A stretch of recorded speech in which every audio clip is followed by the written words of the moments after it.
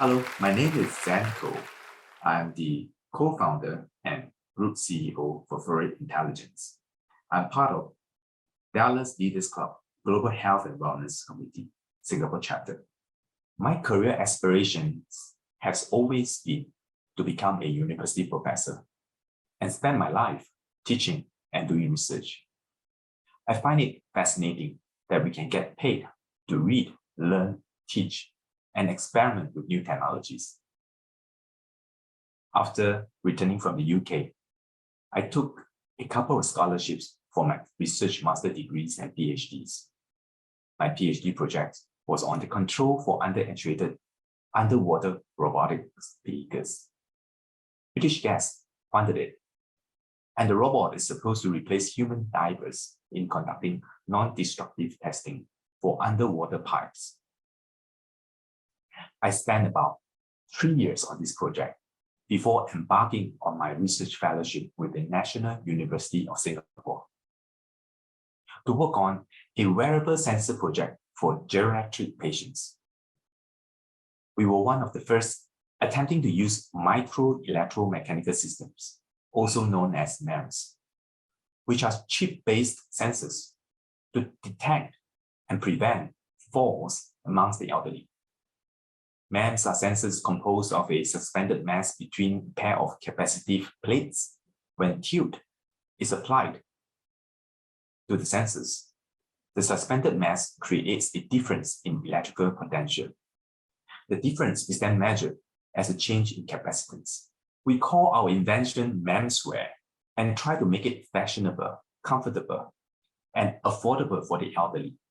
It was a timely invention as Singapore was starting to face back then a growing, aging population. There were some unfortunate incidents where stay-alone elderly experienced bad falls and didn't receive timely interventions, resulting in permanent functional loss and even death. We even heard of terrible cases where the bodies were only found after the neighbors smelled the corpse. Our team was very concerned, and we were motivated to do something to prevent more of such cases. We developed our prototypes and started conducting joint studies with the Singapore Tan Tock Seng Hospital, also known as the TTSH. Most of our subjects responded very positively to our technologies. We were very encouraged and published our findings, filed for patents, and continued our research. That is when I started wondering, why don't we commercialize our learnings to benefit patients who needed the technologies? Incidentally, around the same period, probably due to the media coverage on how we have tried to introduce technologies for rehabilitation, and as part of the assistive tech, I received an opportunity to head up a unit that promotes the integration of technologies to enable the disabled communities in Singapore. After that, I never looked back. I started several companies and launched events, platforms to promote rehabilitation and assistive technologies. We were working hard to educate the market and create a market when there is no market. It is indeed a very challenging path that I took back then. It was also a rather lonely journey. Not many people understand what assistive technology or rehab robotic is. Even my parents were concerned, and they suggest that I should get a proper job, get married, and settle down. My mentors at the university even felt that it was a career suicide when I informed them that I was quitting my job at the university to start a company in this field. They felt that what we were trying to do were merely like rubber ball, rubber band, and walking stick projects, and there was no future in it. They tried to convince me to stay on and become a successful researcher. Apart from not getting support from friends and families, and the prospect of professionally ruining my career, we also face challenges from the market and the people we strive to serve. At least 5 stakeholder groups we must convince for technologies to be meaningfully adopted to make a difference in the patient's positive recovery. The first group are the end users, caregivers. The second groups are the clinicians, the therapists, the doctors. The third groups, they are the researchers, the engineers, the scientists. The fourth groups, they're the companies, the industry, and the last group, the policymakers and the decision makers. Some, if not most of them, are actually very skeptical and are concerned about whether what we are working on is really useful, sustainable, and effective. So the market was relatively new back then, and we hardly met ends meet. We can't even find investors who understand what we are trying to do and have to raise funds from friends and like-minded collaborators. It is also very tough to recruit talents to join our ranks and support our growth and development. We literally have to develop and build up the entire ecosystem to educate and incubate the industry. And this is exactly what I did with the support from the Singapore Economic Development Board under the Locally Based Enterprise Advancement Program, or LEAP for short, back in 2006. As multipliers, we are tasked to support and nurture Singapore-based enterprise in AT and rehab by attracting foreign enterprises from abroad and to develop more such startups. As you can imagine, it was very challenging, but we kept going. I think the most important thing for me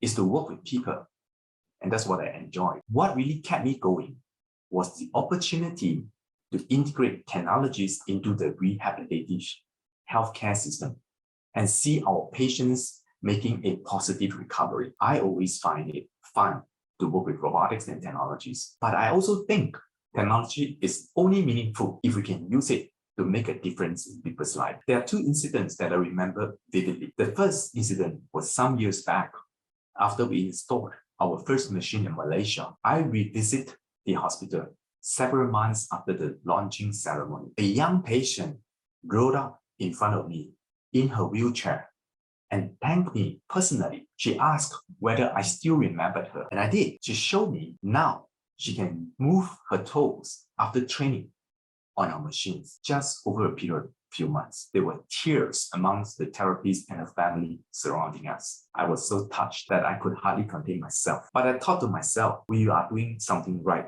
and we must continue what we are doing so that more can experience the possibility of regaining their lost functions. Another case was after we installed a machine in the city of Taipei, and a patient was using our gait training device to stand and walk. After a few minutes of the training, he was in tears. We were all shocked and thought he was experiencing discomfort during the training. But he told us that he was moved to tears because he never thought he could be able to stand and walk again after his car accident. All of us in that room could hardly keep our eyes dry. Mind you, this patient is himself a medically trained doctor trained in the USA. These amazing patients kept us going and motivated us to continuously improve and push the frontier of science and technology. The second incident is the possibility of working with like-minded individuals who believe in our cause and support us in our work. I remembered back in 2007, we launched an international event to promote rehabilitation and assistive technology. We were nobodies back then, with no resources, no connections, no background, no influence, and no money. But when Her Royal Highness Princess Maha Shankiswaranthong from the Kingdom of Thailand heard about what we were doing, she agreed to join our event as our guest of honor. Because of Her Royal Highness' support, we managed to convince companies to exhibit, renowned professors to give keynotes, and attracted interest in our work. Over the years, we have been blessed with much support, and we have witnessed positive developments and growth in our industry. I think working with like-minded individuals and organizations with a passion for changing lives for the better is another factor that motivates me to keep going. With newer technologies made available and more affordable, we are looking at integrating better sensors, motors, actuators into our offering to innovate better and create future healthcare solutions. Technologies such as artificial intelligence, VR, AR, telemedicine, big data, blockchain, and robotics will be increasingly integrated into the healthcare systems. As such, I think we can expect further improvements in terms of patients' safety, privacy, technology adoption and integration, and improved clinical efficacy and positive recovery. More importantly, these technologies will be made available and affordable so that no one will be denied treatment with clinical recovery opportunities. To meaningfully make a difference, our industry should adopt a collaborative approach. Healthy competitions and partnerships will better promote technology adoption and grow our industry. We are doing so under the ISAT and Motors Academy, associations that rally and unite our industry partners to work together. Fourier also launched the open platform system called the XOps, where we share SDK and technologies to encourage further developments. We also have strategic alliance partnerships where we currently work with more than 30 companies and successfully integrate the technologies into our global rehab hub. We believe by doing so, we can create a sustainable platform to serve our patients better and to support our clinicians in their work. The Della's Leader Club is a meaningful and influential platform launched by Jimmy Mistry, a great friend who inspired me. DLC is a very innovative platform that offers a 360-degree support system for transformative leaders.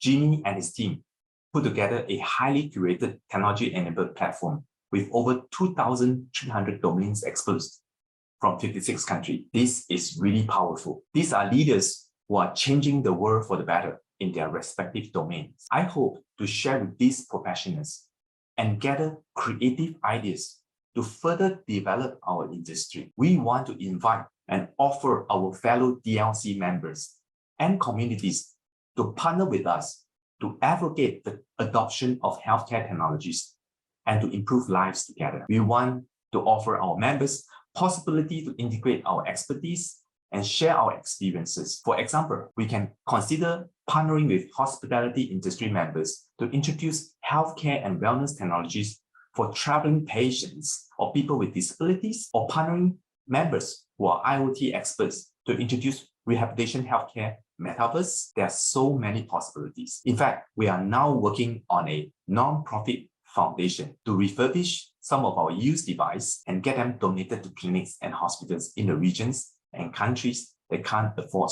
such technology. We believe in do well, do good, and we hope that DLC members will know about our work and come forth to partner with us. I only wish that Jimmy launched DLC back then when I first started my company. Thank you for having me today.